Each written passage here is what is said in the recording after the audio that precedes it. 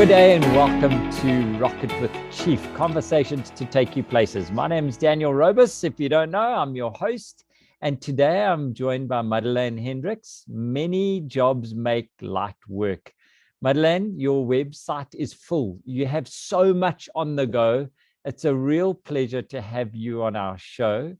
For our audience to meet you, where should I start? You're a recruitment specialist, you're a headhunter, a brand influencer, a TV personality, a serial entrepreneur, podcaster, marketing specialist, MC, speaker, facilitator. What the hell, man?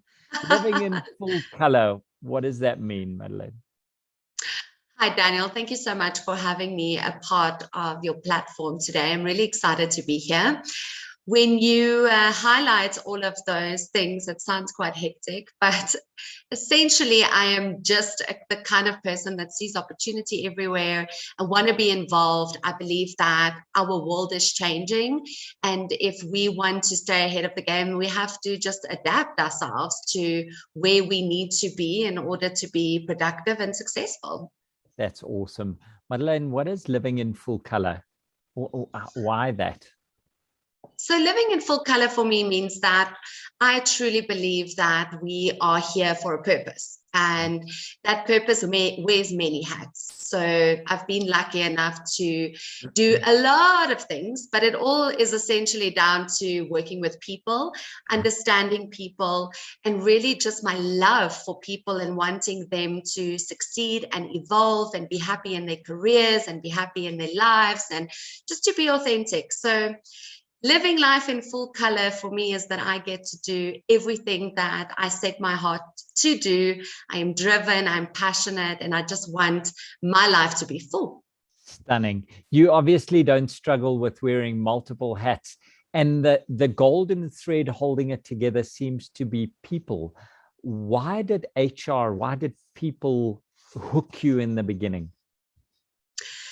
It's quite strange. I didn't think I was ever going to be in HR. A little fun fact is I am uneducated on the educational front of things. When I was young and I needed to study stuff, I tried many things. I started in hospitality, absolutely loved being a waiter.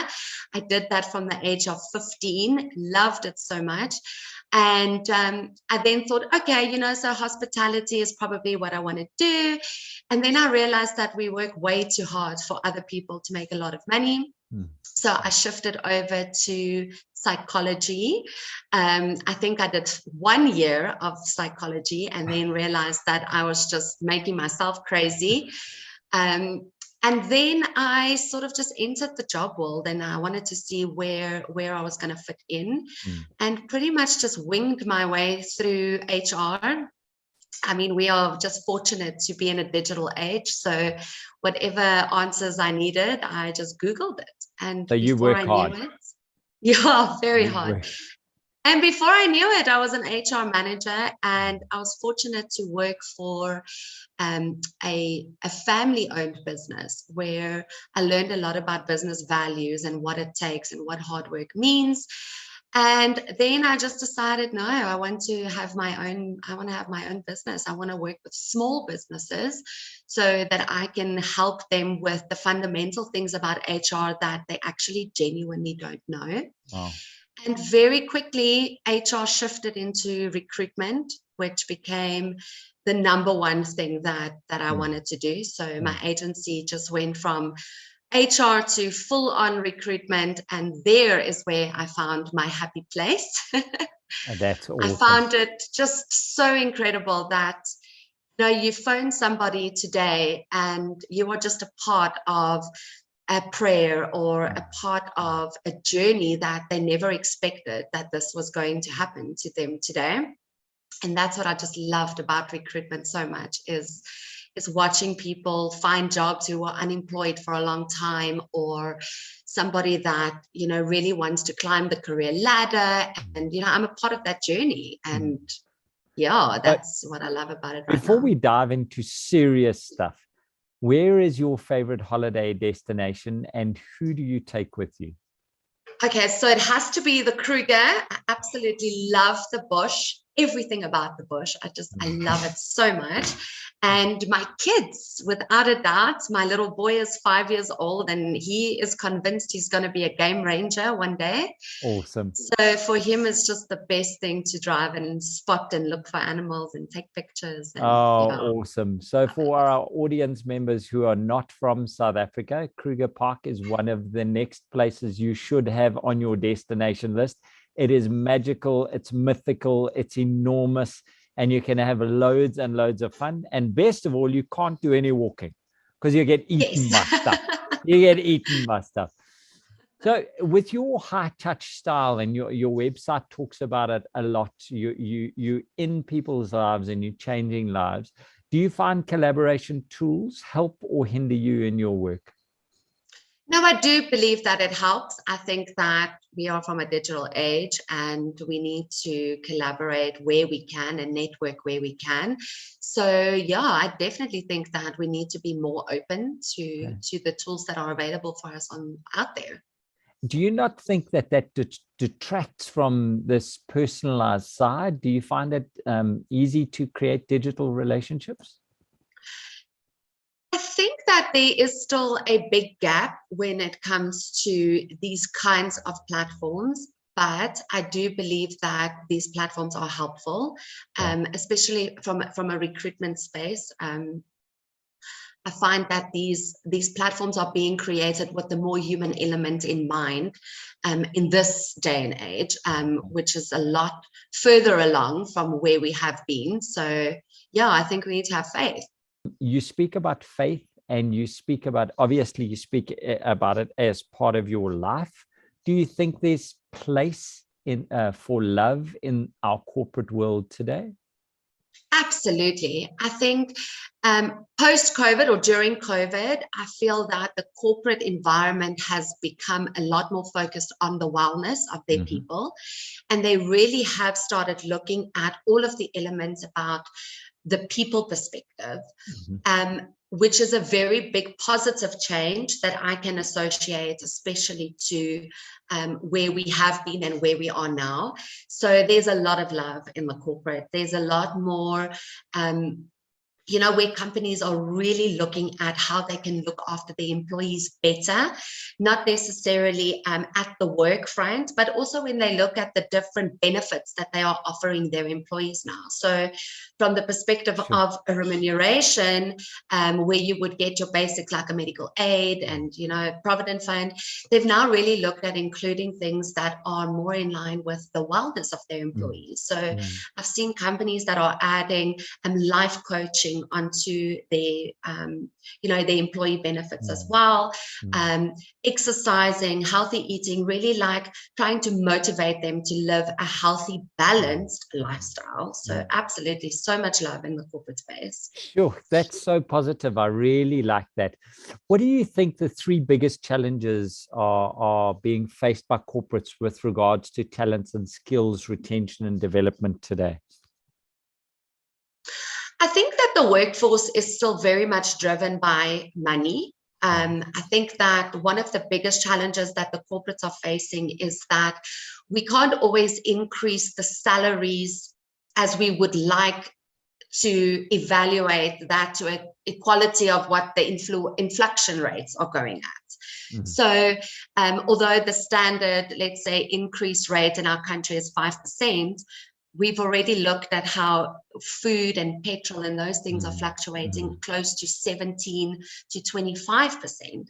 So I think this is a really hard struggle for corporates, is to stay on par with really seeing how employees can move forward in life, because actually we're moving backwards because we're not getting the right increases in salary.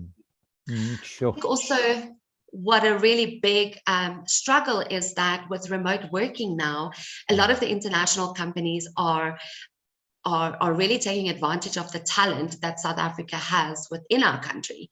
So you can now work remotely for companies across the world, where South Africa really needs that talent.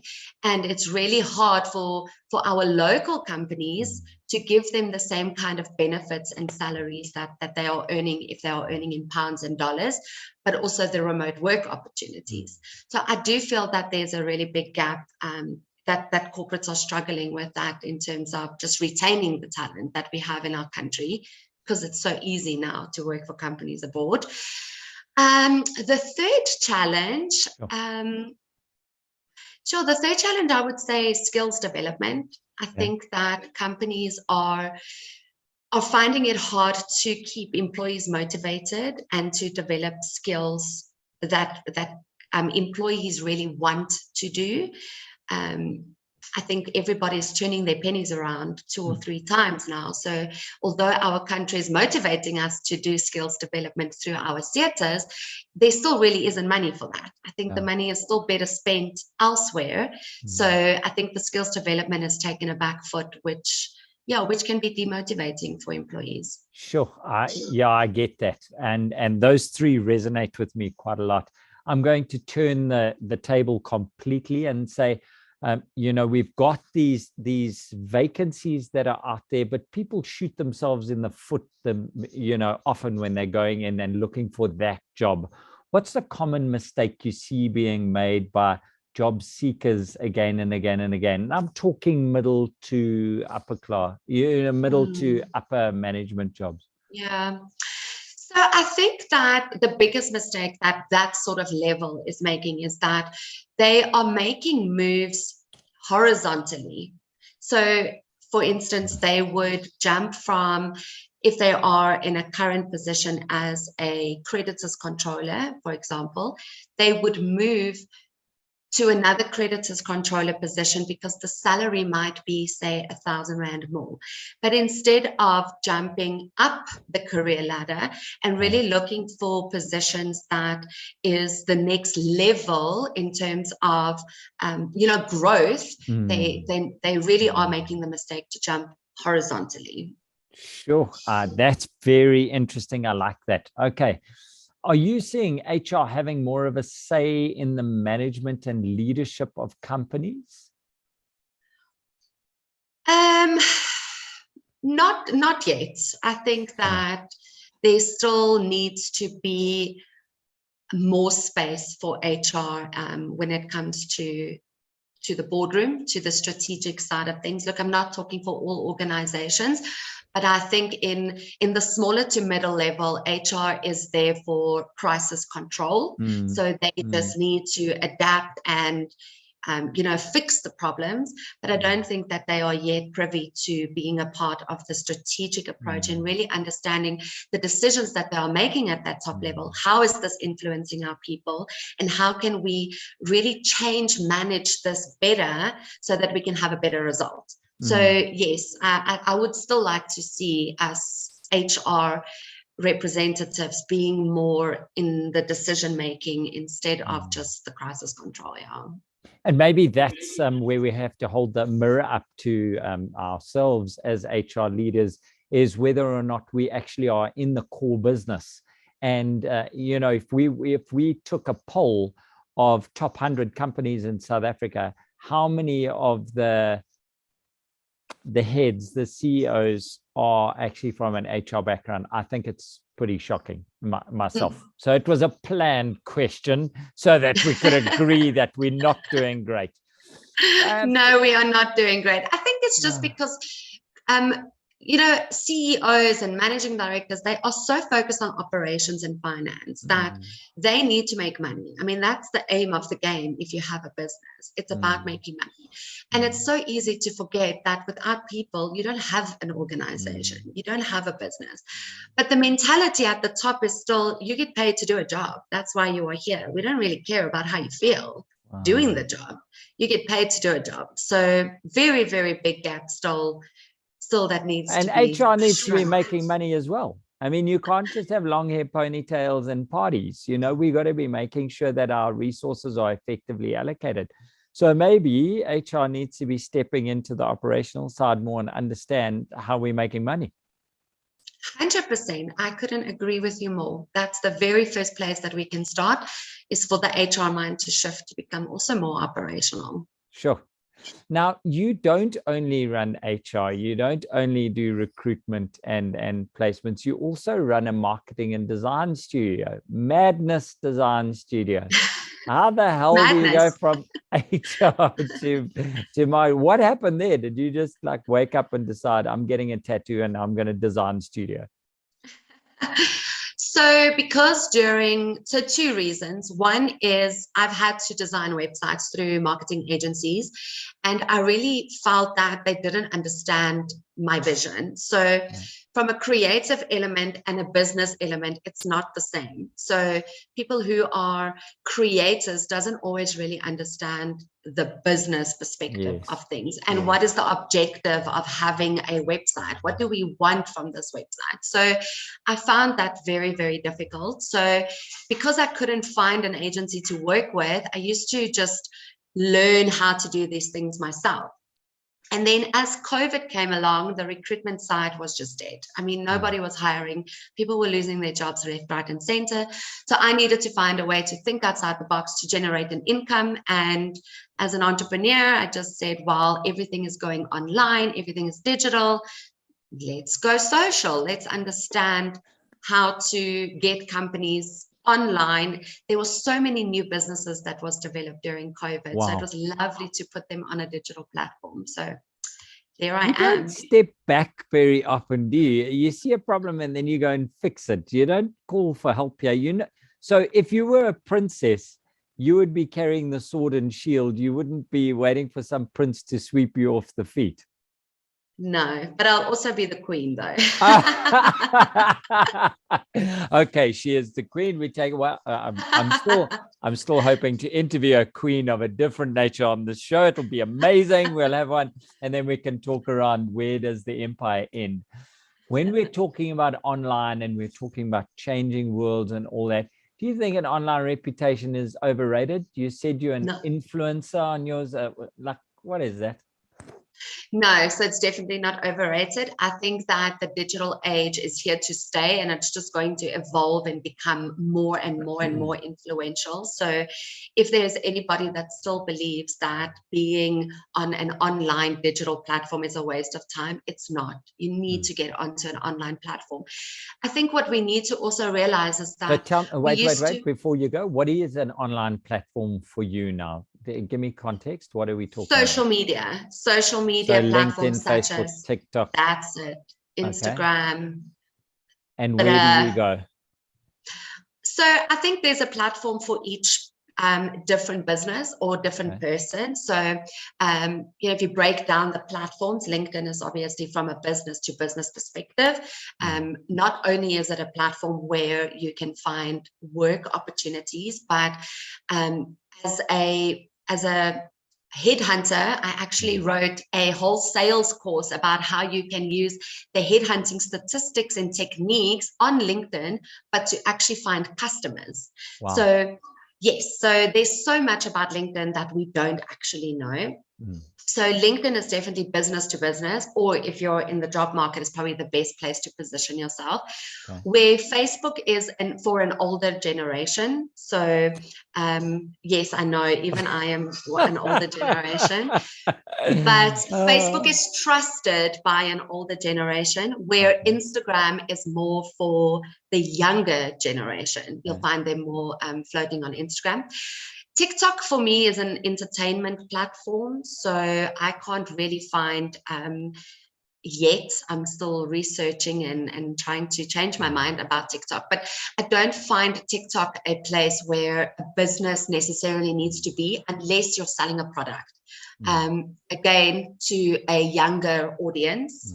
And when I'm talking about products, I mean shoes and jerseys and jewelry, not, IT services of some solution. Sort. Yeah. Yes, that's not the right platform for you to be on.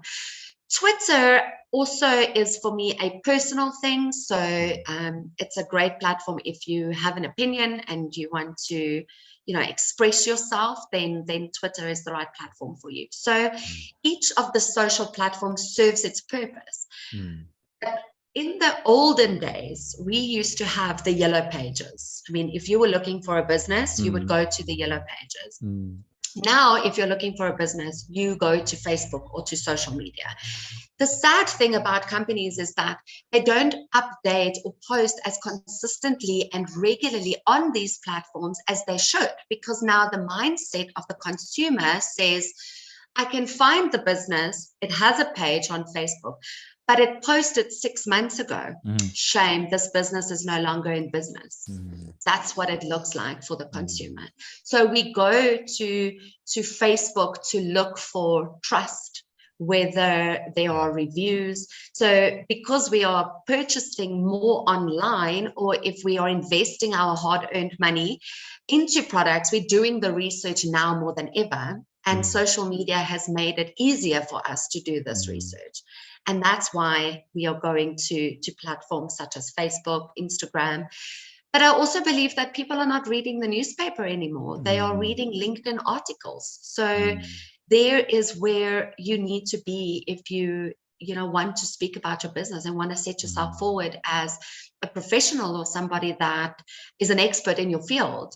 You write an article on LinkedIn. That's how we do it these days. So it's not going to go back. So yes, we're now back to South Africa not wearing masks, but the world is changing digitally, and that's where we need to be. And if we don't do this now, we are not going to be able to understand what our children are doing online. So as a mom, for me, it's incredibly important that I know how the world is changing and how it's evolving, so that I can be a support for my children and not be that parent when I'm 60 asking them to show me how to use the internet. So we have to start dude, today.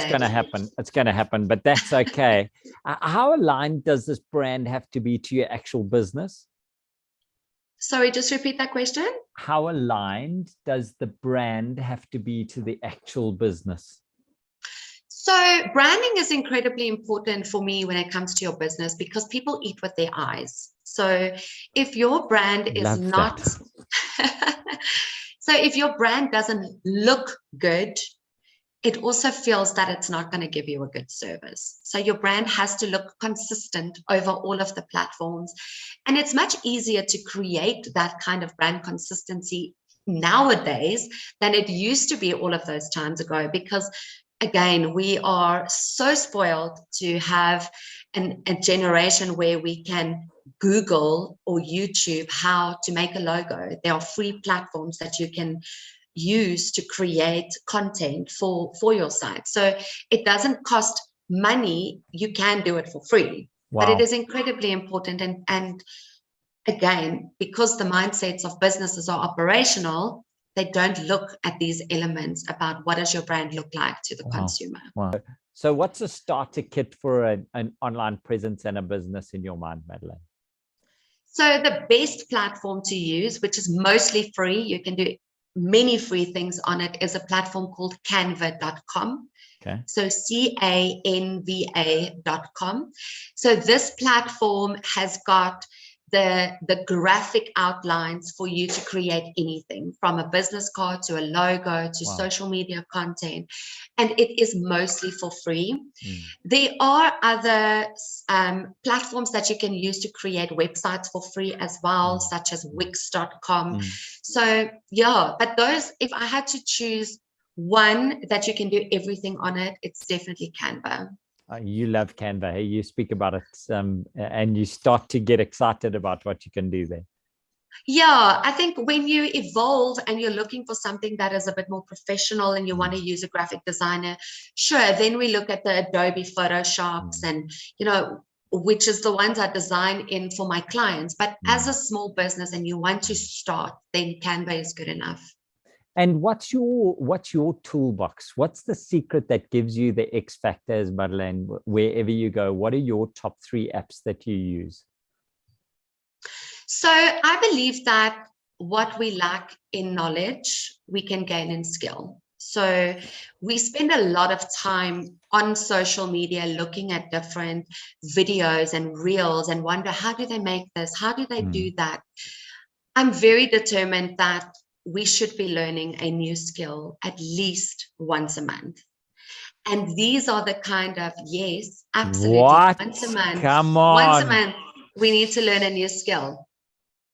So Yeah. skills that I have learned lately is to make use of social media, but also understanding how all of the tools that social media has. So let's break it down into Instagram, for instance, right? To understand the platform of Instagram and the algorithm, you need to make use of all of the elements that Instagram offers. This is creating a story, a post, a video, a reel, and going live. Now, if you take all of those 5 different platforms to create a brand that is on all those elements, you're going to have to understand all of those elements. So Reels on Instagram is one, it's like TikTok, but it's in Instagram, is probably one of the fastest growing platforms that you can get your brand out there. It's magical. It is incredible. If you have only 100 people following you on Instagram, but you're posting a reel, you could get up to 3,000 to 4,000 people watching your brand and seeing your content on Instagram. So really just going onto YouTube and understanding what it means, what reels are, but then there are so many different apps that you can use on your phone other than your camera to create good content. So you can go and develop skills about how you can create your brand through reels on Instagram. So I'm sorry to cut you off there. Most of our audience are LinkedIn members. So what are we doing wrong on LinkedIn? So I don't think you can do anything wrong on LinkedIn. I think we need to say that what you're doing is enough. Okay. But consistency is key. I mean, you have to make, again, use of all of the different elements that LinkedIn has to offer. So on LinkedIn Mobile, there are now stories. So you don't always have to post something on your actual page on LinkedIn. You can share thoughts and things on your stories as well, which is available on the mobile. Then posting articles on LinkedIn is really, really important. This is really a platform that is growing. LinkedIn articles are really, really growing quite well. And connecting, I think just trying to grow your connections by connecting with other people as well. Sometimes we look at connections that we receive on LinkedIn, for instance, and you'll see maybe this is an investment person. He wants to sell you Bitcoin. So you always look at that connection and you think, I don't want to be connected with this guy. But what we forget on LinkedIn is that you have to be connected as a first degree to be able to reach a second or a third degree connection. So if you're not connected with the guy selling Bitcoin, you might not be able to connect with your next potential customer because this person is a mutual connection. Man, so, Madelein, there's wisdom there, man. Gee whiz, that's very, very, wow. Now, you've taken me off trail here. I was going to ask you now, where do you stay ahead of the trend? What's your go-to podcast or book or speaker that you go to? And then coupled onto that, who's your mentor or your person? My person. Okay, so to stay connected, I follow a lot of different podcasts and I listen to a lot of things, but that is also in line with skills development. So as I said, we have to develop, so we have to develop a new skill once a month, whether it's social media, whether it's financial. It depends on where you are and what you want to do for your business, how you want to evolve and get your business to the top. So a lot of what I know is from spending the time to learn it. With regards to where I go, who is my mentor? Sure. That's a really tough one because I'm a very positive person. So I believe that we need to stay positive within our minds and, that what we tell ourselves, so shall we be. So I like to fill up my mind with positive thinking, forward thinking. So I do listen to a lot of Jim Rohn. Jim Rohn Okay. is probably my person. I find his tools on network marketing very fascinating, and how he's grown and just showed the normal person that you can have a job, but you can also create a side hustle and do anything. So when I speak to the youth about entrepreneurship, I say, even though you might be unemployed right now and you're looking for a job, you have a cell phone, you can create content for your hairdresser down the street, go and take a few videos while they are cutting hair, put it together in a video app and sell it back to them for 50 Rand a post.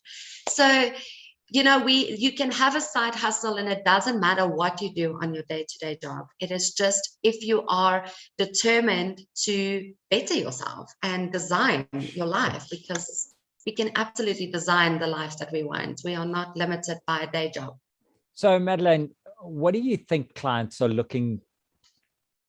What are they looking for from you, and how do you enable this from technology? Because you've just gone from business owner, creative, into just dropping some wisdom there that just made me feel good. What do they want from you?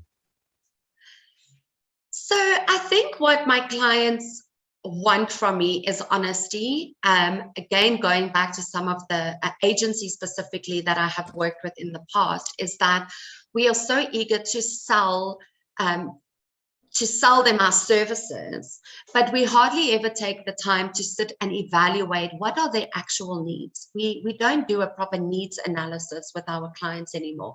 Okay. So what I do is I go in and I do a proper needs analysis. If you phone me and you say, Mads, I'm looking for a receptionist, I want to understand, what are you looking to fill in your company? Because you might think that this is a receptionist, but it might actually be an administrative person that can help in other departments and answer the phone at the same time. So we really need to look at what is the needs of our clients, and then from those needs go and see how can I, and if I can't, where can I take them to get to that point? And if I can't help them, can I learn the skill to help them do what they need to have done? And that's how. Yeah, you've spoken about this learning a skill. That's a real challenge for me. That's a real challenge. And I think that, if I take away one thing from our discussion here, is we should be expecting more from ourselves. We should be expecting to raise the bar again and again and again. If you had a billboard across the N1, what would it say to South Africa today? Sure. If I had a billboard, that everything that we have is already inside of us. We have everything we need to get out of every situation that we are on. Everything we have and everything we need is already inside of us. We just have to tap in there and find it. From strength to knowledge to wisdom to persistence, everything we have, everything we need, we have. That's so lovely. I like that, Madelein. It's still not where I'm finishing, because I've got a couple of questions for you. If you had to take your industry role model to dinner, where would you take them? Who would it be? And then lastly, what would you serve them? Okay, so my industry role model. Okay, so all right, so my business role model is Margaret Hirsch. I think that she is what just a story. Absolutely what phenomenal. A story. Yeah. I've been lucky enough to meet her, so I find her incredibly inspiring. She was on one of the episodes on The Chair, one of the shows that I host on SABC1, and just the culture that she has created within her business is just absolutely phenomenal. Where I would take her is Shirley's. Why didn't I even suggest that for you? Okay. And what would you serve her? What would you give her?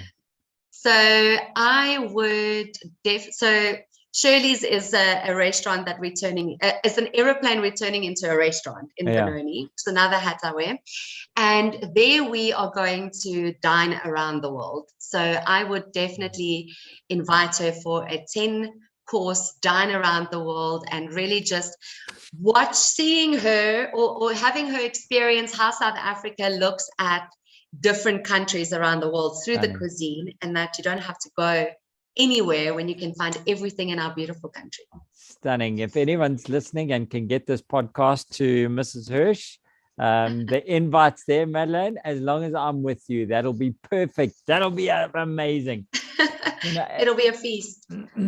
As we're coming to the end of this time, I know there's a lot of people out there that are looking for jobs. If you had to give them 3 points to get them through that interview, so what would the 3 things be that you want to leave for them today? So a lot happens before you can get to an interview, and so I want to just quickly touch on your resume. Your resume is the most important document you will ever create in your life. And what we forget is that your resume is not a document that you are only going to apply for jobs, but it's also a document where you can see how far you have come. When you add skills to your resume and when you add new jobs and when you put those job descriptions down, I hope that you see what you have learned in that position and that it's not just a document. It's a very important document, so do it yourself. So it's a point of reflection that you can look back and see where you've come from and then where do you want to go. I like that. Like that. When we get to interviews, if I have to leave 3 thoughts, always be early, 20 minutes early. Do not sit in the reception and be on your phone. Really look around, absorb, have a look at the people that are around you. Listen to the receptionist. How does she answer the phone? Because that gives you an idea of the kind of respect that she has for the business. What are the values? What are people wearing? There's so much that you can see about this company where you want to work for in 20 minutes from sitting in the reception. Sure. Be early, 20 minutes early. Second is you dress for the job you want, not the job you have. Please, you overdress for that job every single time, because that is what we are looking at when we interview. And then the third is definitely research the company that you are applying for this job. If you're going for an interview, research the company. Have a look at the core values. What is the mission and the vision and the values of this company? You can find it on their website. Is this in line with you? Is this in line with your values? Because a lot of people ask you, but what is the culture of a company? That is where you find the culture of a company. It's on their website, in their vision, in their mission, and in their value statement. Unfortunately, I see a lot of companies where they've got it on the wall, but it's not what they walk. So it's also, that wisdom you've just said about 20 minutes early. I think there's something there that we give ourselves a chance to actually see the culture in action. And I love your idea of listening to the receptionist as a window into the soul of the company. The receptionists, the cleaning staff, the security guards, they all give us a view of what to expect. I just want to drop in my own one, which is go to the middle to senior management and look at them. And if that's the type of person you want to be, then it's a company worth going for. If you don't want to be like that, probably not the place you want to be. So as we come to the end of this, what's one question you wish I'd asked you today, Madelein? Sure, that's a really good question. I think one question is personal branding and what it means to have a personal brand on social media. Is it important? Go for it. Madelein, why is it important to have a personal brand and to have it on social media? So in the recruitment space, everybody wonders, does your new potential employer go and have a look at who you are in social media? And the answer is yes, they absolutely 100% do. So that drunken party on Friday, don't put it on Facebook, dude. Yeah, exactly. So, social media is incredibly powerful. And if we can use it to change and make positive changes, just think about what would you think if you had to hop onto your social media, Facebook page or your Instagram? What are you going to see? What is your potential employer going to see? Because yes, it does matter. If you are sharing content on Facebook that somebody else posted, when you share it, just because you didn't post it doesn't mean that that's not what you, it's just as good as you posting that content. Absolutely. So if you're forwarding content about racism or homosexuality or masks or our government, that gives us an insight about where do you stand on this topic without you even opening your mouth. So super important. That is a brilliant one. That, you know, I say to, when I speak to kids, when I speak to schools and whatever, that it's as if you've got a billboard on the N1 and it's updating all the time. Everybody can see it, guys. Everyone is watching. Madelein, it's been amazing to speak to you. I have got so many different things. I've got pages of notes here. So thank you for an energizing way to spend my Friday. I hope it's wonderful for you. I hope you just like go from strength to strength. Give us your web address again so people can get a hold of you, and then I'm going to let you go. Amazing. Thank you so much. It was such a pleasure. So for those who are inspiring to change their careers, I've also launched a new podcast yesterday. Well, it's called The Career Club. That's it. So you can follow it on Instagram, careerclub.podcast. So here we are going to literally break down the resume, culture, everything that you need to know about entrepreneurship and personal branding as well. But you can also find it on my website, which is www.madeleinhendricks.co.za. Madelein, I can't wait to come and talk to your guests about the difference between a career and a project and where young people are. And again, from our side, from Rocket, just thank you for giving us a little bit of time. I hope you have an amazing Friday as it goes forward. And remember, folks, life rocks if you let it. And life rocks if you're on the right career path, the right job path. Speak to Madelein and the team, and perhaps it could be the biggest decision of your life. From me, Daniel Robus, I am going to sign you off. Have a wonderful day.